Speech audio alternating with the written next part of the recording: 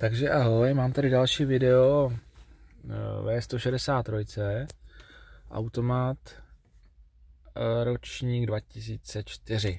Tak, minule jsem natáčel o tom, že mi přestalo auto startovat, napsalo to start error, všechno bylo v pořádku, relátka, jednotka, a přišli jsme na to, že tady u toho kroužku, který je z té spínací skřínky, byly přetržený drátky. Bylo to tím, jak vlastně jsem dal na klíč ten kryt gumový a on se o to takhle šoupal a o to, ty drátky, jak se to točilo, se uklepaly.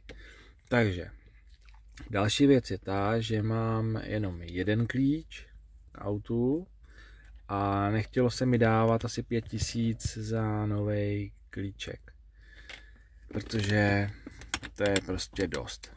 No a takže jsme to vyřešili tak, že tenhle ten kroužek, který je okolo té spínací skřínky, nechám takhle bokem, akorát to pořádně přidělám, aby se tam neklepal. Klíček jsme rozmontovali, tak a v klíče, když se rozebere, tak tam je ten čip, který se z toho klíčku vyndá. Tady jsem si ho přidělal do toho kroužku. Není jedno, jak ten čip tam je v tom kroužku. Musí být prostě správným směrem, asi jako když je v klíči. Jinak to zase auto nastartuje a chcípne a napíše to start error. Takže přidělal jsem ten čip do kroužku. Kroužek nechám prostě schovaný pod palubkou. Nepředpokládám, že by mi to auto někdo ukradl, protože to není žádná hitovka. A teď si můžu vlastně nechat udělat další klíče, abych měl náhradní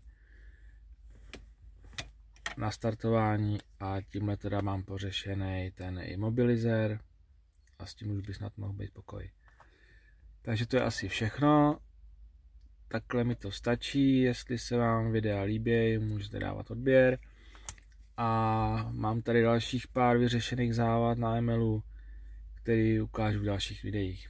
Takže zatím ahoj.